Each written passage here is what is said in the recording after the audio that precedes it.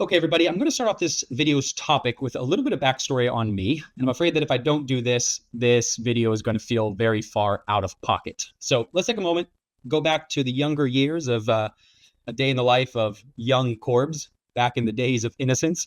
And for those of you who might not know, I grew up in a ultra religious family, independent, fundamental Baptist, King James only, church multiple times a week.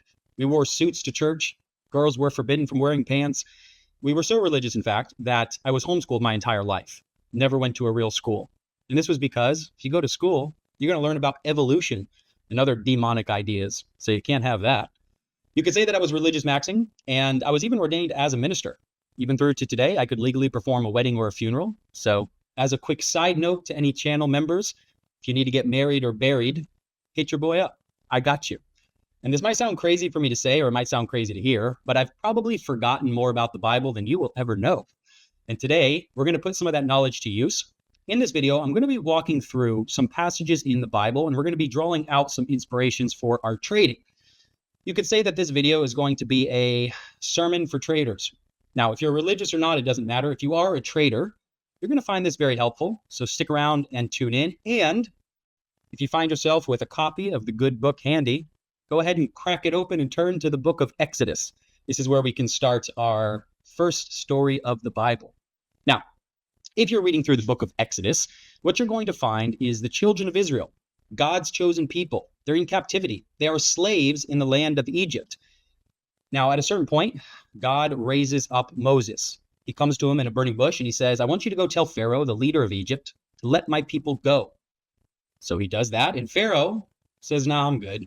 I don't see any reason to get rid of all my workforce. So he holds on. Now, the Lord sends a series of plagues to sweep through the land of Egypt. He does a series of things, the 10 plagues of Egypt, they're called.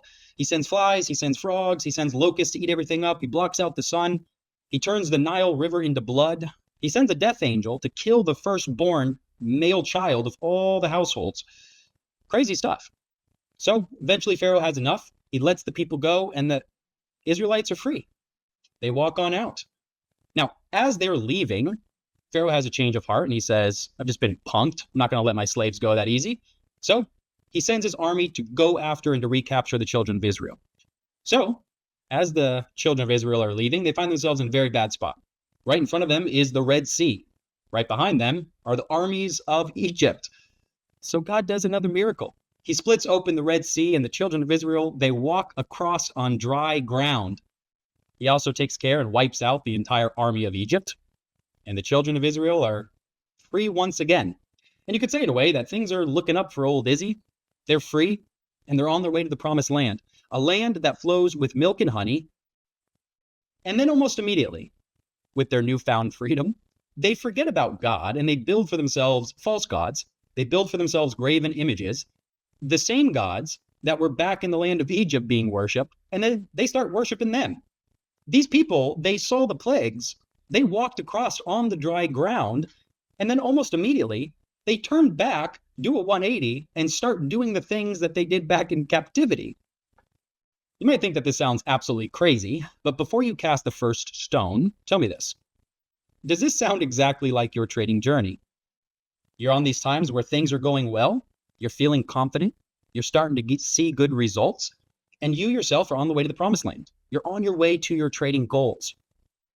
But then you start doing the same things you did back when you were getting very bad results, and the results that you don't want. There's an old saying that says, it worked so good, I stopped doing it. The children of Israel fell for this, and if you're not careful, you will fall for this too.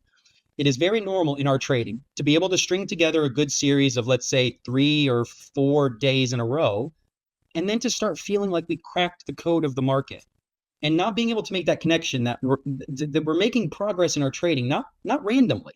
We're on a good path. And the key is to stay on that good path and not to turn around and start doing the things that we shouldn't be doing. And what we can track about this usually is an actual set of time. There will typically be a specific number of days that you can stay locked in, that you can do the right things until you start reverting back. You can have this period of time where you're very focused on your method, you're very serious about it, you're sticking to all your rules, you're not over trading, you're sticking to your risk management, you're not breaking that, you're making progress, you're doing all these right things. And the progress that comes in your trading is because of you doing those right things. And what you'll find, for some of you, maybe you can do a week or two. For some of you, it might be 3 days that you can stay locked in and you can do the right things until you just start slipping off, kind of forgetting what your goals are, kind of forgetting where this whole thing is going for you, and then turning back and doing weird stuff again. Now, the key here is to be able in your life to identify what is it for you? How many days can you string together where you're serious, you're locked in, you're focused on your goals before you just start reverting back? Again, very normal to find yourself serious about trading, going down, and then at a certain point, several weeks go by, you kind of not even focus on your trading goals anymore. You're not even focused on your method anymore. You don't really know where you got off track, but somewhere along the line, you just started doing crazy things again. What we want to do is to be able to identify when does that happen for you? When is that time that you start falling off?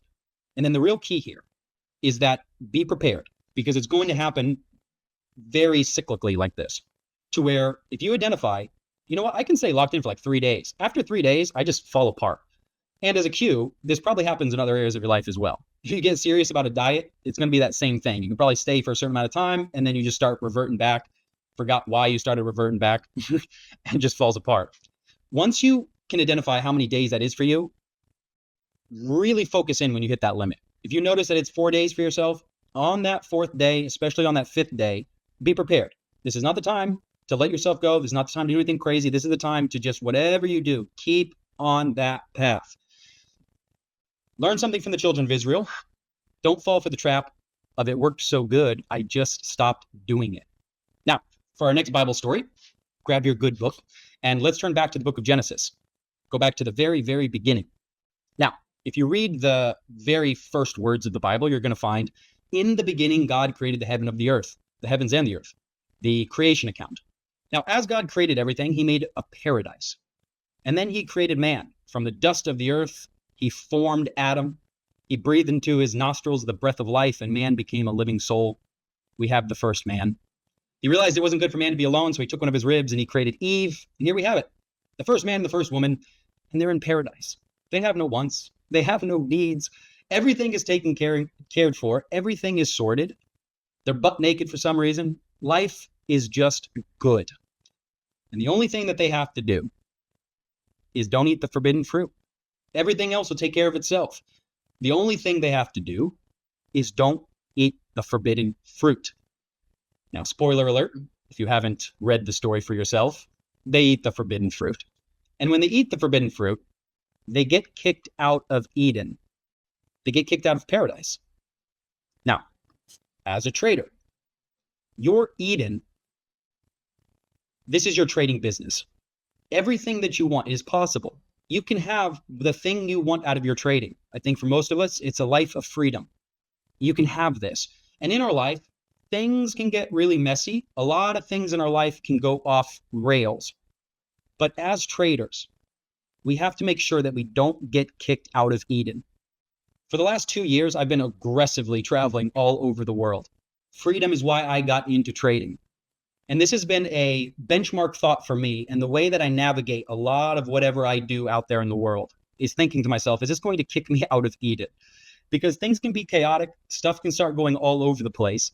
And things can go up, things can go down. But I recognize that the thing that makes my life possible is my trading. This is my Eden. And whatever I do, whatever I want to do, I got to run it through the filter of making sure I do not get kicked out of paradise. Now, every time you sit down to the screens, you are going to be tempted with forbidden fruit. The fruit of using way too much size, trying to swing for a home run. The fruit of trading and chasing around price and just over trading. The fruit of rushing into trades and getting very poor entries. The fruit of cutting your winners short and missing out on the majority of your P&L. Don't eat it. You can stay in Eden if you do not eat the forbidden fruit. It would be a very good idea to sit down and identify what are those forbidden fruits for you?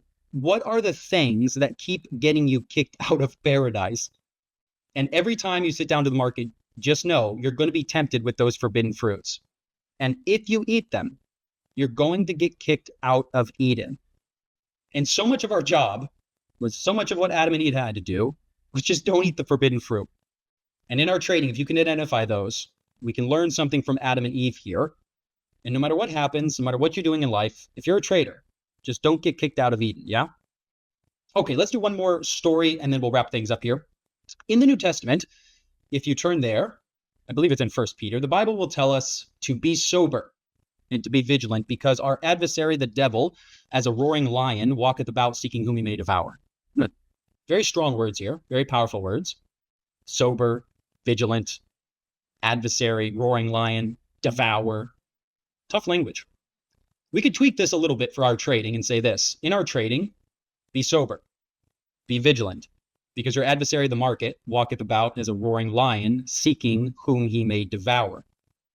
Now, when you and I sit down to the screens, we don't have to approach our trading with a crazy amount of fear, but it would be good for some of us to have a wake-up call and to remember that the market is a very dangerous environment.